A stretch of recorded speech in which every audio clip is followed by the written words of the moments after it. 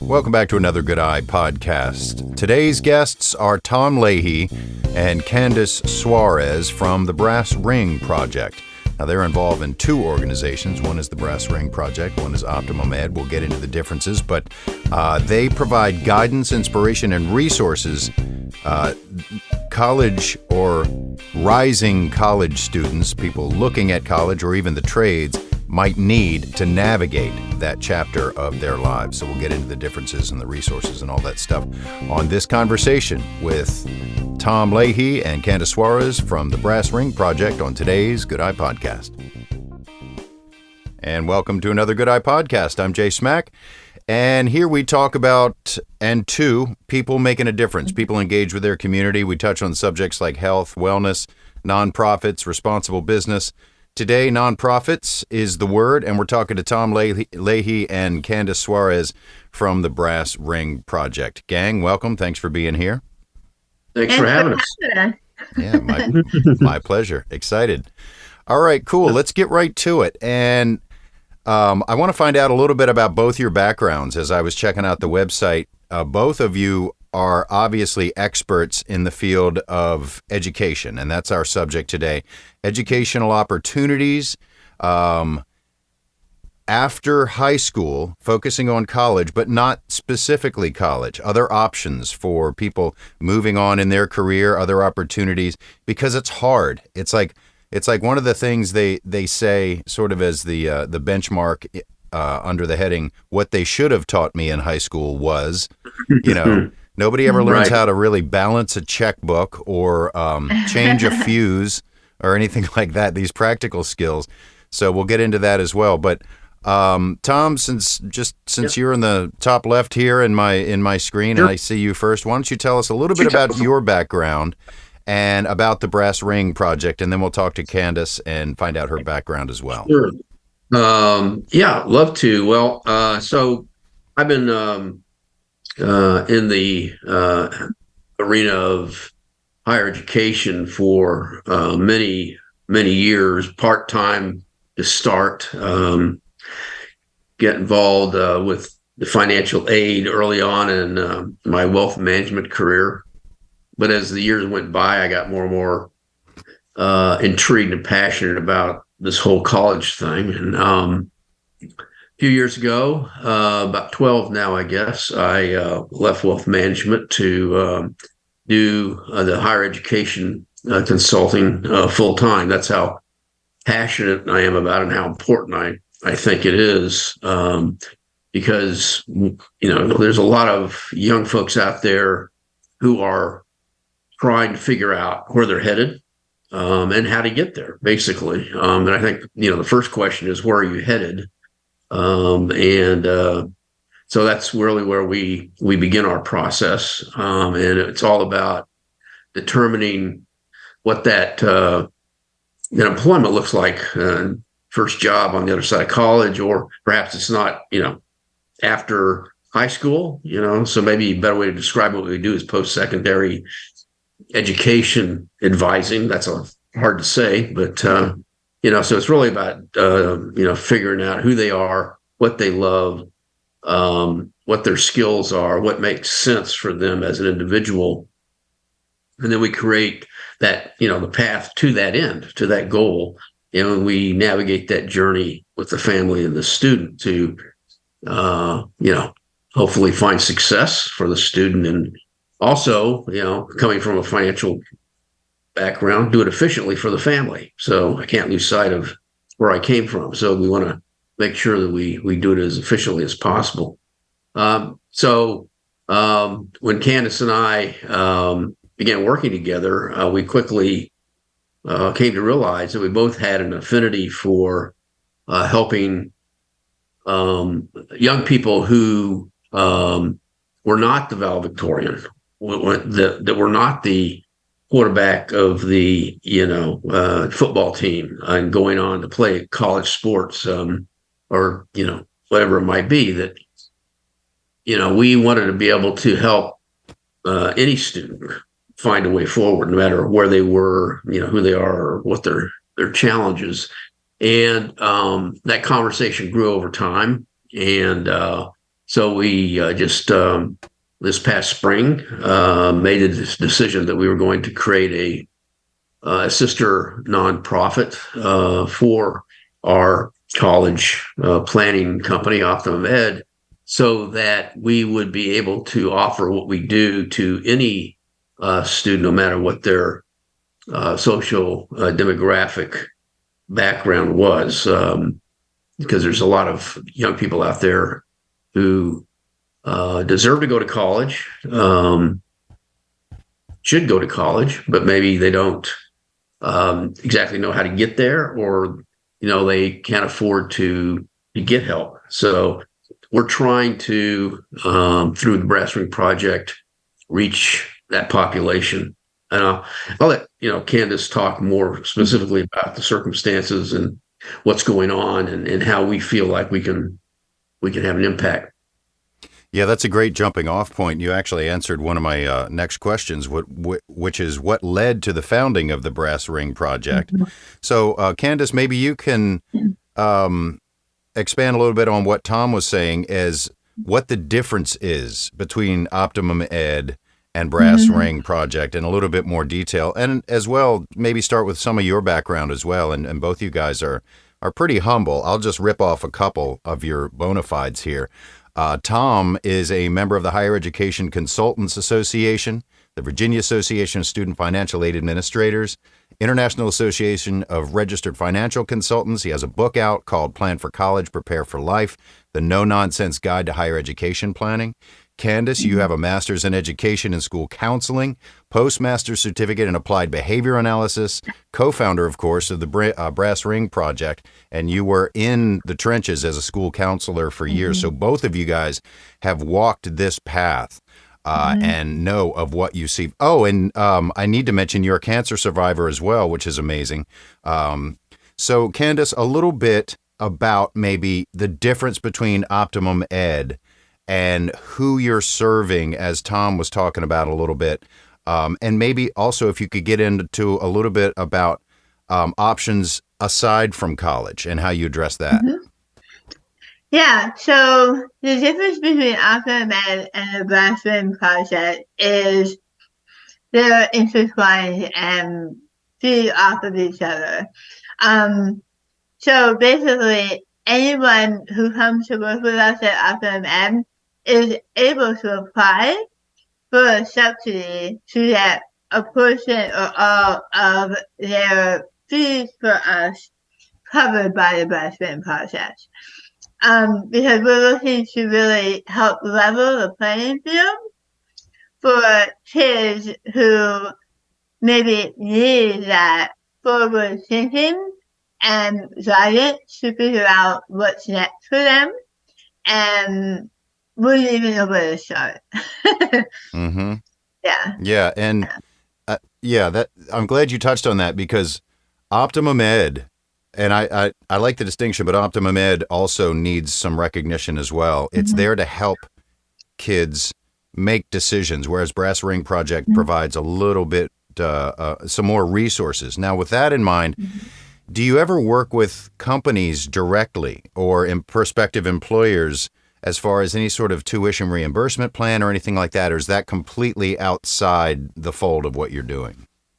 The Brass Ring Project is very new, so that wouldn't be out of the realm of something we would consider for sure. But at this point, we're pretty grassroots, looking for donors, that kind of thing. As we get established and find out where our needs are, we would be entertaining any of that kind of thing. Yeah. I'm sure there's a lot of. Oh, go ahead, Tom. I was just gonna jump on there and say, if there's anybody out there who wants to get in on the ground floor of this project, that we'd love to have a conversation and see how they might, get involved with us. Yeah. I'm thinking Fortune 500s and stuff. This could be a great resource for them, as well as finding. I mean, it's sort of a recruitment tool as well, because you're helping these prospective students and employees find their footing in a career path. How do the trades play into that? Well, I mean, we are firm believers that kids have to experience it a little bit to be able to know if that's a true path for them, right? So we spend a lot of time helping them determine career paths. We also know that career path is something that could be fluid. You're not in one career for 50 years and then retire anymore. It's something that you be looking for the next good step, right? So we're always looking for opportunities to have our kids speak to people that are doing the work, whether they're headed to college or whether they're not. So setting them up with someone to talk to who might be a master carpenter, or someone who might be an architect, or a physician's assistant. So depending, it doesn't matter the education level, but offering them that ability and opportunity to learn what it's like to walk in that person's shoes. What is their path on how to get there, and connecting them to those opportunities. Yeah, and Jay, that's really the first step for our process as well. And we don't just, ask the student, what do you want to be when you grow up? We go through a very extensive career and academic assessment process with every student we work with, an online assessment, and then meetings that follow that to really understand, cognitive ability, personality, and interests, and how they come together, create a profile that then delivers a list of jobs that are appropriate. And then we can, look into those jobs in terms of what's really involved, talking to people, as Candice said. And then, what is it going to be paying? Is it going to be around in 10 years, 15 years? How many job openings are we going to be competing for? It's all about making the very best decision possible as to that first step into the working world, whether it's after college or not. You brought up some really interesting things there, and there's a couple of things I'd like to ask you about.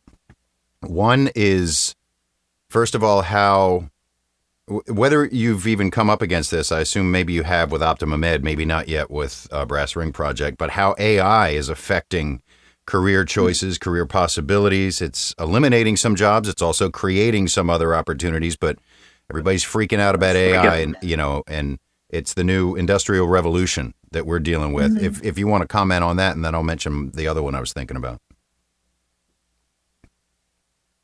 Candice, we haven't really come across it yet. I am someone who embraces it in moderation, Right.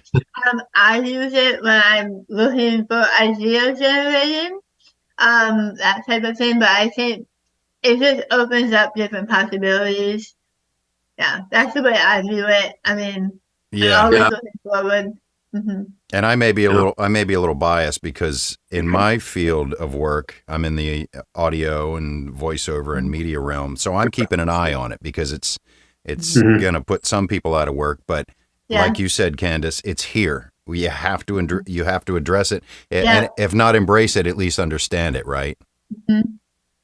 But we've seen this kind of situation through history, where new technology, new industry, something mm-hmm. comes online, and our first impression is that it's going to, hurt people because it's going to do away with jobs. But in reality, once it's established and we see exactly what it is, we're really creating new opportunities and new jobs. We're just having to shift, education and training to embrace it.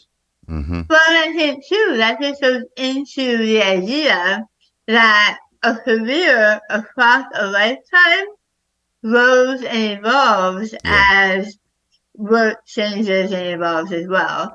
So just having that growth mindset to know that you're not choosing a destination at the age of 16, 17, you're choosing a direction, right? And you have to be willing to grow and move with that direction. That's a great point. Yeah, you're not choosing a destination. You're choosing a journey. Mm-hmm. Right. Yeah, absolutely. Okay, so the other thing I was thinking about, and Tom, you mentioned cognitive ability, which sort of prompted a question I had. Not everybody's a great test taker.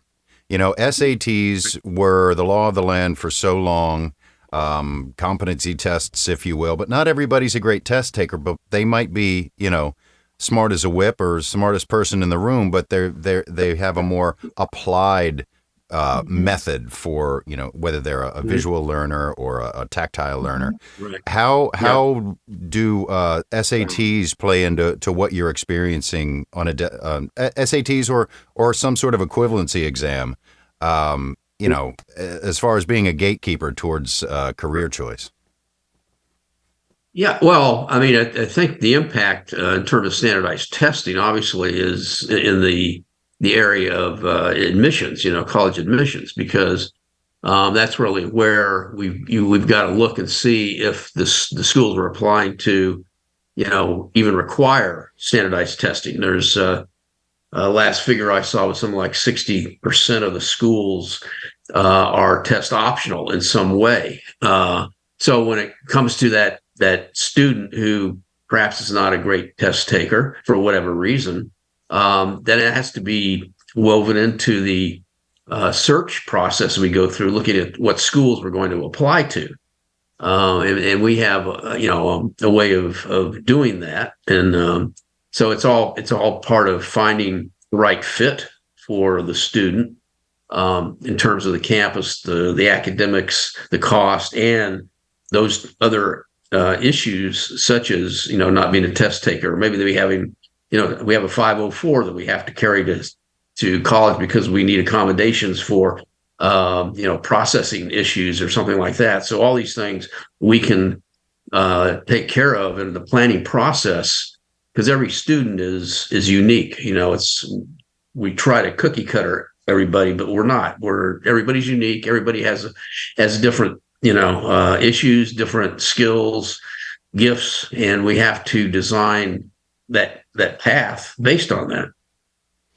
We've talked a lot of concept and potentialities, but let me lay out what is on your website that you offer, which leads into my next question.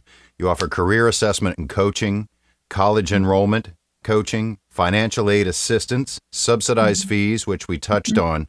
When do you often engage with students and or parents / guardians in their education journey, their pre-graduate education journey? And do you ever find that clients or subjects come to you very late in the game, and is it ever too late to really enlist your assistance? It's never too late. we love to get freshmen or even end of 8th grade, because we can really help them package their high school career in such a way that they're more likely to get into schools if colleges that plan for them. But we work with kids that are already in college that are saying, wait a second, I don't know what I'm doing here. So, no, it's never too late. But, if we get them early enough, if we get them in 9th grade, we can help them plan out extracurriculars as an experiment for potential careers, right? We can help them shape that. We can help them plan out their high school curriculum as far as rigor and balance, helping them go deeper into that career exploration, building that high school resume, all of that stuff.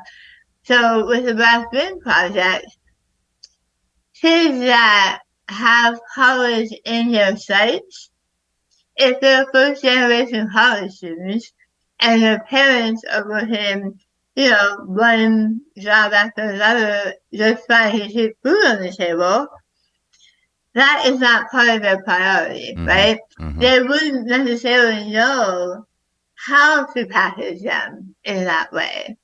And we don't want that to be a barrier for kids not going to college because they didn't know how to do it. Yeah, that's a really loaded question, subject, whatever you want to call it, because how do they know what they don't know? And how do you reach, Exactly. how do you reach kids or parents who don't know what they don't know and aren't considering college? There may be a place for them. Mm-hmm. Right. We're hoping to do a lot of outreach. We're hoping to partner with other nonprofits who are already in underserved communities and offer this as something we can add to what they're doing. Again, we're in very early stages, so we're open to any and all of those conversations to try and get, the word out there that we're here and doing what we're doing. Mm-hmm. Yeah, it's in our subsidy structure allows us to, financially help families of varying income levels as well. It's not just, families that are at the poverty level or whatever. It's, it's a scaled process that we use to determine what subsidy a family would receive based on their income. So, we can help anybody. What are your sources for subsidies? I know it's early, but is it primarily donations? Any programs in the works for anything like that? We obviously being grassroots at this moment, we're looking for individual donors. We need to start creating awareness. Through awareness will come that financial support. We're too young at this point to successfully apply for grants, but that will be coming. Mm-hmm. We would love to have corporate sponsorship, as you alluded to early on. I think that would be a great way to jumpstart, what we're trying to achieve here by getting some larger companies, corporations on board as annual sponsors of our initiative. We're having a pancake breakfast. Yes. on February 17th. You like pancakes? Yeah. On February 17th, we're looking for sponsors for that, as well as people who want to come and eat pancakes. That's a great idea for events, having at least just getting people out, because no matter how digital we get and how artificial our intelligence gets, we're still human animals that thrive on contact and interaction. We need to see people's faces. We need to feel that energy, and that's the best way. Now you brought up something, Tom, grants. Mm-hmm. And grants are something I never even thought about when I was in high school. But I do remember my mom going, you should look into grants. There are grants out there that completely go to waste. There's a grant for everything. You never know. People who like to wear purple socks, there's a grant for them. Do you guys, or will you assist with grant writing as a possible, resource for kids facing college? Well, there's two aspects to that, Jay. First of all, when I was talking about funding the Brass Ring Project with grants, that is the Brass Ring Project reaching out and applying to other organizations, foundations that support educational initiatives, that kind of grant. As far as Optum Ed is concerned and what we do for students, we do touch everything that has to do with funding college. So we help them, identify opportunities for scholarships and grants, outside of the system. When I say system, I'm talking about federal money, state money, collegiate money, and then there's the outside scholarships or private scholarships. So we help with all of that. And so grants are a part of that that assistance that we provide to students as well. Okay. Before we wrap everything up, do you point students from the Brass Ring Project side toward possible grants they may be eligible for, or is that something completely different that's more on the Optimum Ed side? Well, if someone engages with the Brass Ring Project, they will be provided planning and implementation services by Optum Ed, so they will receive the same help that Optum Ed gives to individual students that don't that are not subsidized through the Brass Ring Project. Oh, okay. Yeah, that clears it up. So, okay, as we head towards wrapping it up, if you would, let everybody know where they can find information about the Brass Ring Project and specifically who that targets or who that helps, and then Optimum Ed, just so we can clarify. Sure. Yeah. So, the brassringproject.org is the website, and there's a contact function on the website. That's probably the easiest way to get a hold of us, and we'll respond. You can email us at C Suarez or T Leahy at thebrassringproject.org. Or you can call us. My cell is 804-937-2288. Or if you want to come through the Optimum Med side of things, that's optimummedcenter.com.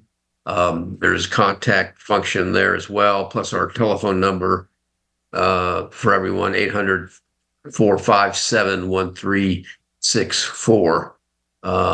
We'll get you to someone with the organization, and we'll figure out how to help you. Okay, cool. And I'll put all those links on the podcast website, and of course, all that info is on your websites as well. And in the interest of full disclosure, I had to jump back on with you due to, number one, a glitch in my recording, but number two, I wanted to clarify those two starkly. So thank you for taking a moment here, and please convey my thanks to Candice as well.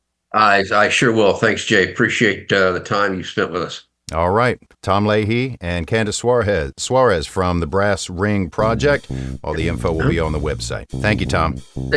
Thank you. Thanks again to Tom and Candice for their time today. I will put all the links that we mentioned on the website at goodeyepodcast.com. Optimum Ed is at optimummedcenter.com, and the Brass Ring Project is at brassringproject.org. thebrassringproject.org. So thanks for your time, attention, and intention today. If you have a conversation you want to have, it's interesting stuff, maybe benefit the community, maybe somebody doing good stuff in the community, responsible business, all that good stuff. That's why we're here. The Good Eye Podcast suggests that you look at life with your good eye, because it's a balance and it's a challenge. But thank you once again for your time, attention, and intention today. See you again back here for another Good Eye Podcast.